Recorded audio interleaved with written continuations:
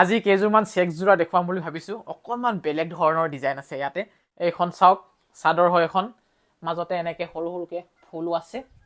এখন হৈছে মেখেলাৰ পিচ, এইটো হৈছে ব্লাউজৰ পিচ, বহুত ডাঙৰ ব্লাউজ পিচটো, আৰু এইটো ব্লাউজৰ কাৰণে ডিজাইনটো এইটো চাওক।